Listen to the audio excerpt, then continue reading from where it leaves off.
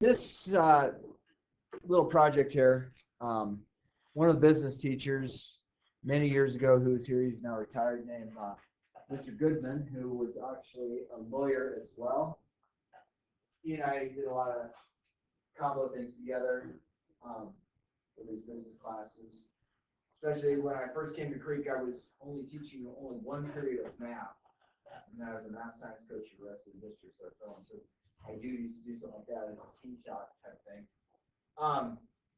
But friends, you guys in anywhere from the next 5 to 10 years might settle down someplace.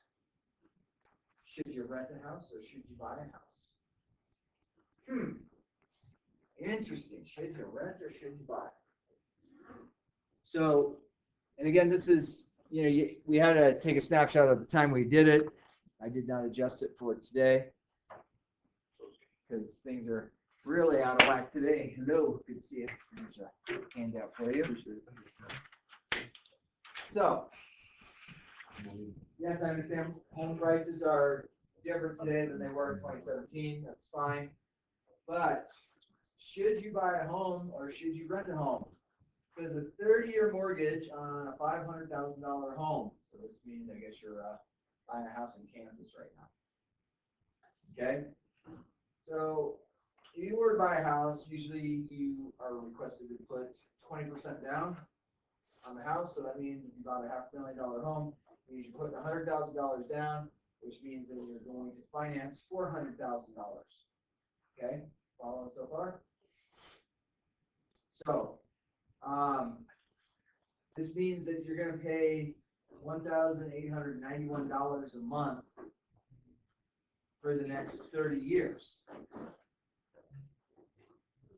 Okay, so that's 360 payments of $1,891.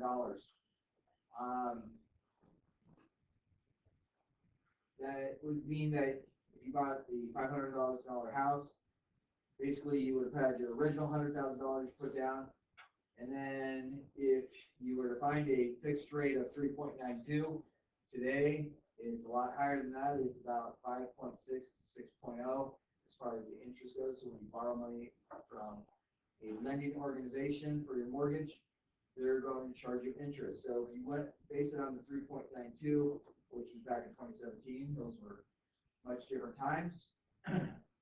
That would mean that your home, your $500,000 home with $100,000 that you put down over 30 years, so 360 times 1891, means you're going to be paying about $780,000 for a house that you paid $500,000 for. Okay, so they're making money on the interest of you. Now, let me explain how mortgages work. So, the Federal Reserve, this is kind of weird. You look at any denomination of your dollars, it says it's backed by the Federal Reserve. The Federal Reserve sounds like it's the federal government. Agree? Federal Reserve is not the federal government. The Federal Reserve is a banking system that is owned by the billionaires of the world. Think about that. So the federal government's not backing it up. Now, there are certain things in the banking system that the federal government is involved in, like the FDIC, that is an insurance program to ensure that if you lost your money because of some sort of fraud, your money in each account is backed up to $250,000 or more. It adjusts, throughout the years. So that's kind of a good thing. So that's where the federal government has created an insurance program to ensure that if somebody got a hold of your bank account information, whether they were able to hack into the computer system and steal your money, you're financially backed, that's a good thing. Now, the Federal Reserve. Federal Reserve, before that was called the Federal Bank. Before that it was called the World Bank. Okay, that is the top of the top of the top of the pyramid of banking systems. The Federal Reserve loans money to banks.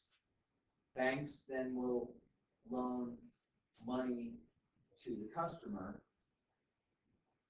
to buy something.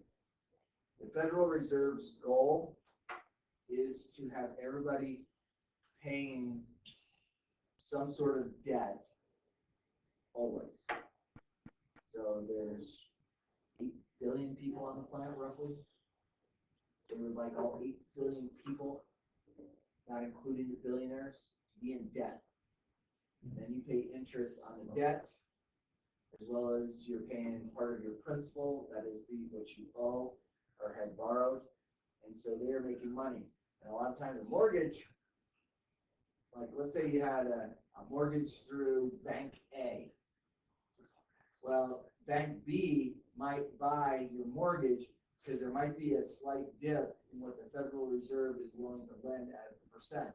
So let's say you had, in today's standards, let's say you had a 5.6% loan, and let's say it drops to 5.4, Bank A is going to sell your loan to Bank B because Bank B is now going to base it on the 5.4, even though you still owe at 5.6. So they're going to build interest on the money they have lent the consumer. And this holds true for any type of lending things. You buy a car, somehow the Federal Reserve is involved and going to make money on it. Because you make payments on a car, you don't buy a car outright. They're making money. Okay, the bank is also making money that is below the Federal Reserve. So Federal Reserve, very top, you have, say, 5,000 different types of major banks throughout the world that are below that, and they're lending money that is given to them by the Federal Reserve. So the actual bank will make a small amount of your interest. The Federal Reserve makes a small amount of interest, and so in reality, it just keeps going and going with the billionaires getting richer and richer. That's really the foundation of it. Okay? You following the madness? I kid you not, this is all stuff you could legitimately find out and know. You know, some people might say, oh, it's not fair. The fortunate thing is that the Federal Reserve has created a situation that we as consumers can own by paying a small amount at a different level than what it had been. You know, I could say that, you know, my parents in 1974 bought a house in Arizona for $42,000. Okay, it was 4-bedroom, 2-bathroom, and we even had a swimming pool. Okay. And people are like, oh my gosh, that's not that much money. Well, in 1974, it actually was a lot of money. And back in 1974, interest rates for loans were this. So even with our loans hovering at the 6 mark, it's still a lower amount. My first home that I bought in 2000 cost me $162,000, in which I sold in 2005 for $400,000. So I made money selling my home, and then I moved here, and in 2006, so from 2005 to 2006, I rented a home, and then in 2006 I bought another home in which I paid $292,000 for. So I was able to pay cash on the home I bought in Littleton. And then in 2024, my wife and I decided we found our dream home, and we paid $710,000 for our home.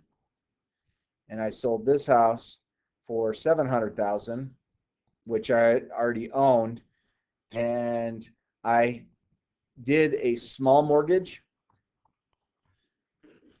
on this home because if I did a small mortgage, even at 6%, there was certain upgrades that my wife and I felt it was worth to get the better upgrades.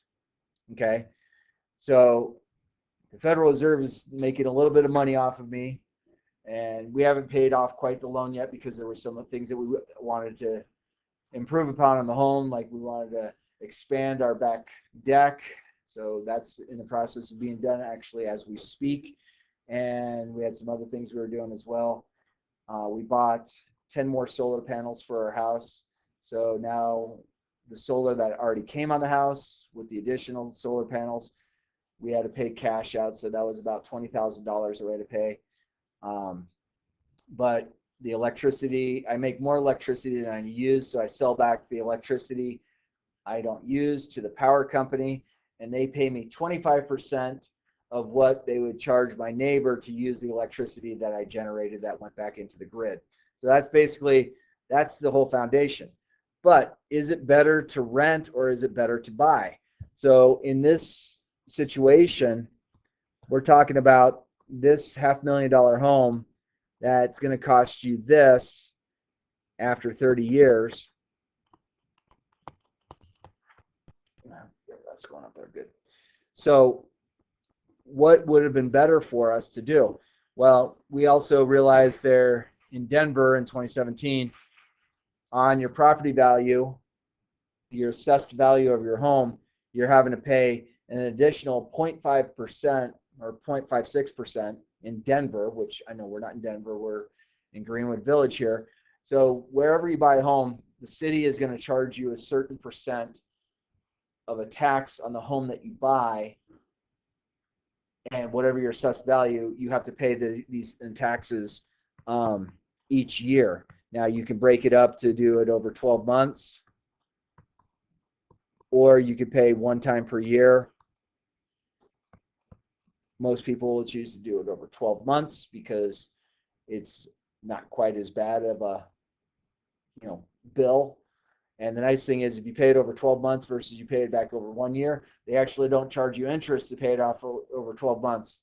It's the same. If you look at, oh, I have to pay an additional, $50 a month, or I could pay $600 a year. It's the same either way. Okay. So going through this a little bit more, so it looks like on this 0.56%, you would pay about $2,800 in taxes, which is about $230 a month. And then you have your insurance, which is about $100 a month. You want to have a homeowner's insurance in case something happens to your home. The insurance will pay for damages to your home. And so that basically comes out to, in this scenario, $221 per month that you're paying. And then if you go do the math, it's comes to $899,560 on your $500,000 home. So that's what they're looking at if everything held true over 30 years. Okay, so is it worth you dropping about $300,000 extra on a $500,000 home, or is it better to rent? Well, if you go and you talk about rent, so this is buying a home, but if I rent a home, the average rent for a $500,000 house at this particular time was roughly $2,500 a month. Now, the thing that you don't have to pay, you don't have to pay the property tax because that's already embedded in the price of that your homeowner, the person you're renting the home from, would have to do. And then you might have to get rental insurance, which protects your stuff in the home you're renting. The homeowner who owns the home is paying the homeowner's insurance on your tax. But if you get the rental insurance, this covers your stuff in your home. You are not responsible if you're renting a home and say it caught on fire. You're not responsible for the repairs on the actual home. But if you have the rental insurance, that will cover your stuff, your clothing, your televisions, washer, dryer, anything that you put in your home that was yours. It's going to cover that, which kind of makes it good. So that basically means that if you were to live in that home truly for 30 years, which probably wouldn't, you're looking at this per month, and at 30 years, that takes you to $906,840. Okay, but the one thing you have to remember is you had the initial $100,000 that you put down. Normally, when you rent a home, you have to pay for first and last month up front, which is going to cost you $5,000. Okay, up front, $5,000. Last time I checked, was less than $100,000. But if you were to go and run through that, it kind of runs through the whole thing, and we're using the very simple interest, but you guys have all heard of PERT, where this is what you owe, this is the percent rate, this is time in years. Okay, so if you go over that and if you look at all of it, it's pretty dramatic. So if you were to say, I wanted to take my initial $100,000 and I knew I had to put down on a home, if you had that liquid, if you put this into just some sort of money market CD, something that's getting you a higher yield interest, basically you're looking at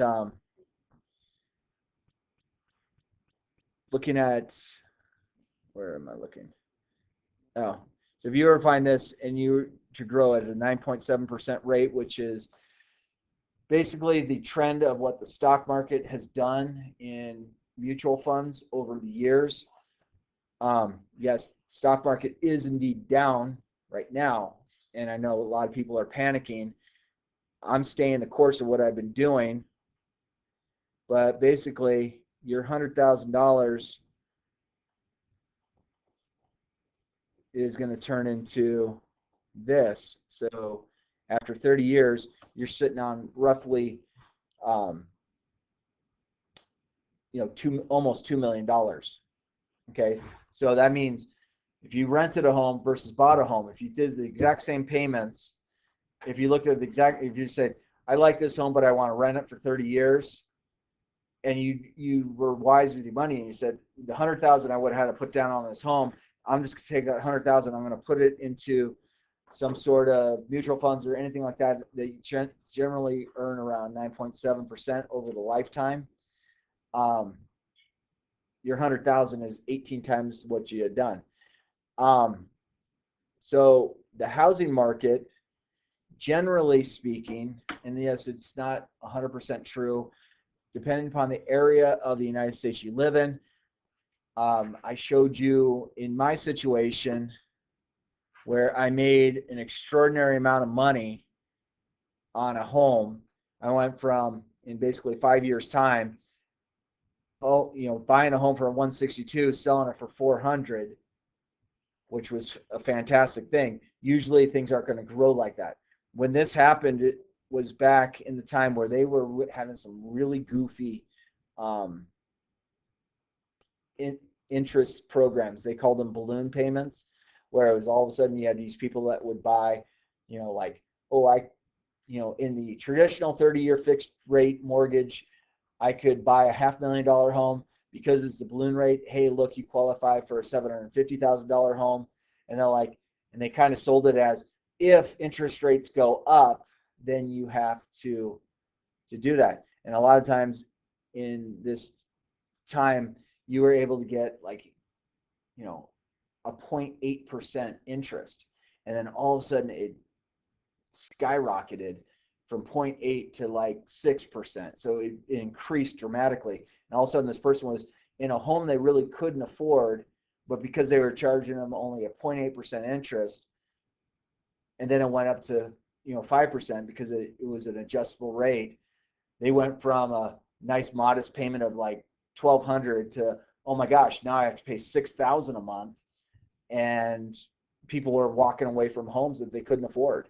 and that kind of led to a large housing crisis where home prices plummeted, um, and people were walking away, and there's a lot of foreclosures on homes, which was a very unfortunate time.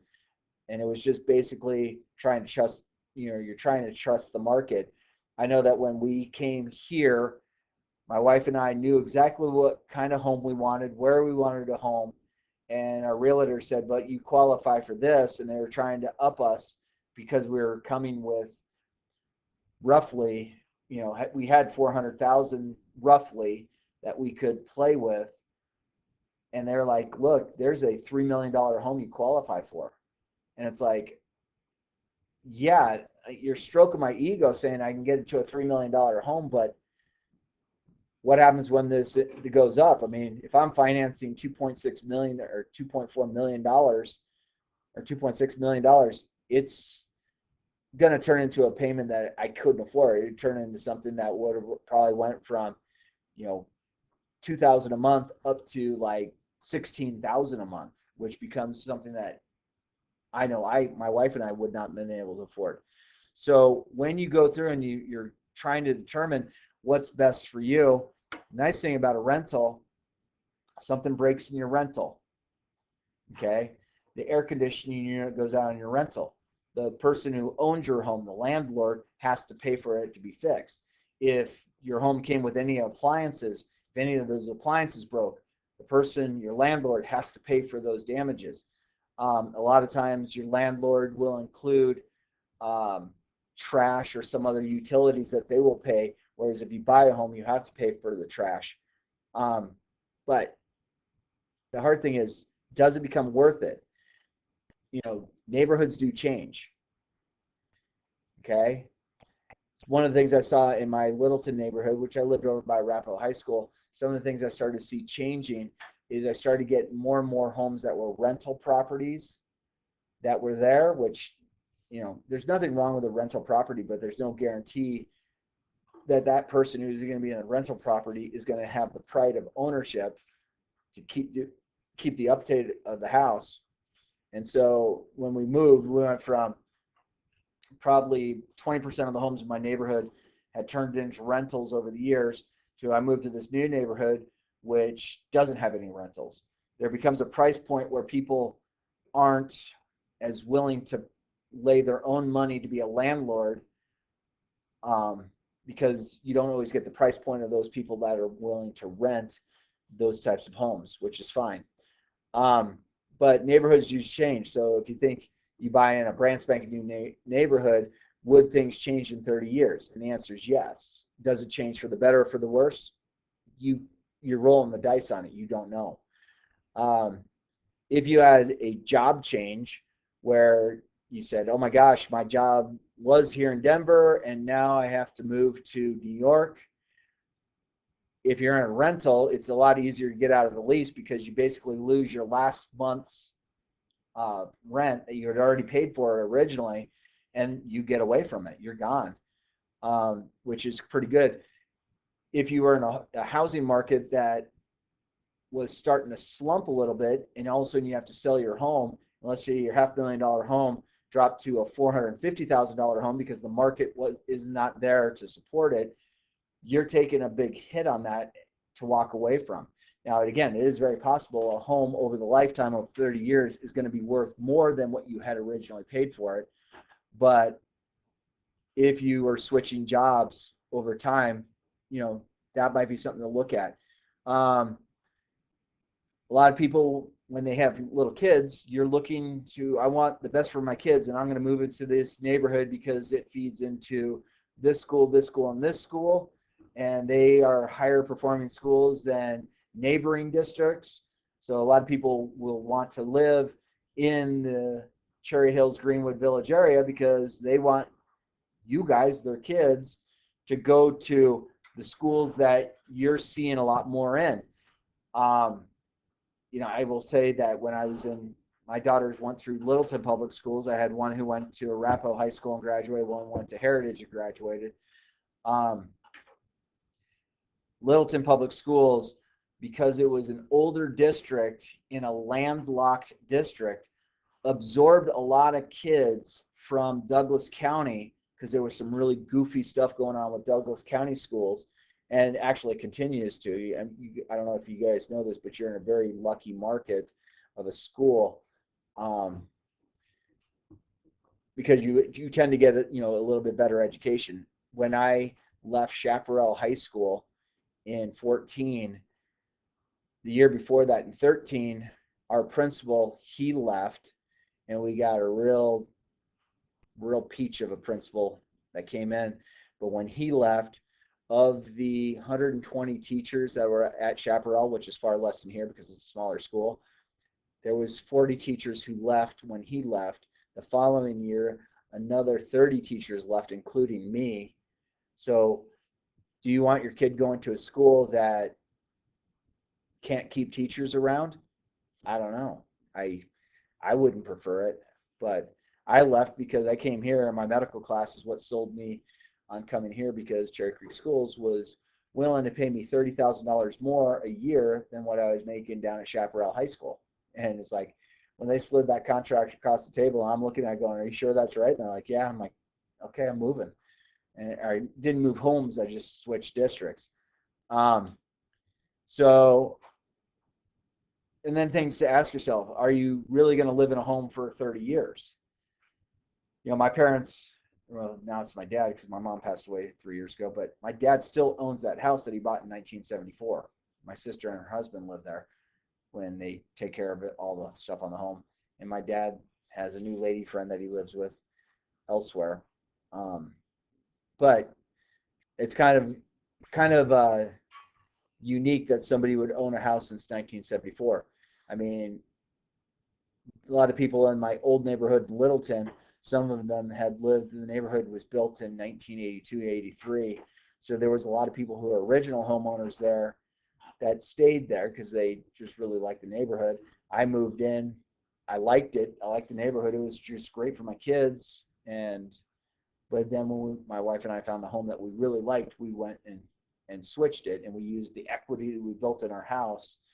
And the funny thing was, when I sold my house last year, just a little bit over a year ago, I knew that I was moving into my new home in, I think it was April 20th we moved in. The people who bought my house, they wanted it so bad, they offered us more than what we were asking, which is a bonus. And then they also said that my wife and I could live in that house for free for 4 weeks. So for 4 weeks, my wife and I lived in a house that was ours, but we no longer owned it. And we didn't have to pay rent or anything. It was crazy. And then we moved to this new home, and it all worked out very well. Uh, Things that scared me about the home that we moved into, Colorado is kind of unique. When you sell a home, you can see how the people who bought your home were going to finance it. And I really wanted to go tell these people, going, "Guys, you can't afford this house." I mean, it was too expensive for what they were making. And they're both teachers, so I know exactly what they were making. And I'm like, "Oh my gosh." But that's their choice. They made that. And there's times I'll go and just see if it has gone up for sale again, just to see if they made it. It hasn't gone up for sale again, so I hope they're doing fine. Um, there's other things to take into account. If you moved into an HOA community, a lot of times your rental property takes care of the HOA cost, which HOAs could cost anywhere from $30 a month all the way up to $1,200-$1,300 a month. And HOA is a good thing, but it's also a bad thing. It's a negative equity item, because yes, you're paying for certain things to be taken care of. You have certain parks, maybe you have a pool in your community, things like that. That's all part of your HOA fees. But if you move into a rental, the HOA fee is covered by the landlord. So what you're paying per month, a part of that is going to pay for the HOA to make sure that you didn't paint your house pink and purple. I mean, let's face it, it'd be kind of fun to have a pink purple house because I like colors. But that's what we did. So those are things to take care of. Also, there's things that break if you buy a home. So in my new home, if one of my appliances breaks, I'm responsible to replace it. Yes, because it's a new home, I have a warranty for a certain amount of time on any of my major appliances, the refrigerator, the range, any of that stuff. I have a warranty on it. So if it does break, then I go through and jump through the hoops of filling out the paperwork, have them come out and replace it and things like that. Other things that you would have to pay for as a homeowner, you more than likely have to pay for your water and sewer. Sometimes a rental property will cover your water and sewer fees. Your water is a monthly bill. Your sewer fees come out every 3 months. You have to pay electric regardless. It's mostly if you're renting a house, somebody's not going to cover your electric fees. Your gas bill on your home for your heater or your water heater and things like that. So there's a lot of stuff. So there are things to note. If you are saying, I would like to get out of this apartment I'm in or this condo I'm in, I want to rent a house, you can take a look at, this house is going to rent for this much per month and look at what the paperwork they have. They might cover some things that you don't cover. The strangest thing about when I sold my house in Littleton is I had 37 solar panels on my roof, and when they had the open house, we purposely had a year's worth of electric bill sitting on the counter, and the people are like, why is the electric bill zero? Didn't these guys use electricity? It's like, well, yeah, we used electricity. Actually, my electric bill was $9.23 a month, so I had to pay for the meter through Excel. And that's the thing that counts up how much electricity is coming into the house or going out of the house. But so the people who bought my house in Littleton will not have an electric bill for as long as they live there, as long as they keep the solar on the house. And it seems to work out. And now this new house I have even better solar panels than what I had. So in Littleton, I was producing 120% of what I used for electricity. So 20% of it went back into the grid, in which Excel paid me back. Now I moved up to a different electric company that they said, we don't care how much solar you put on the house, and we are producing about 165% of the electricity we use. So my power company pays me back 25% on the 65% that I don't use, which is kind of cool. So there's just different things to think about. But, the American dream, they say, is being a homeowner. And whether you live in a home now with your family or you live in an apartment or a condo, it doesn't really matter. It's what is your future holding in place for you? Do you want to own a home and buy a home and make the home yours? And I want to plant this and I want to plant that and I want my backyard to be this or that. Everything is up to you. So, when you're in a rental, if your rental didn't come with something you want, you can't always go and put in what you want. They might already have landscaping. A lot of times in your rental, they will have a lawn service that'll take care of your trees and lawns. Whereas if you're a homeowner, you either have to pay somebody to do it or you have to do it yourself, which, it's just up to you. So I hope that probably confused you or made you start thinking about, gosh, what should I do? And I don't know what the answer is. I honestly, up until I had ever done this unit, I had never thought about doing a rental property or, renting a home for a long period of time. But that's what I got. Questions from you?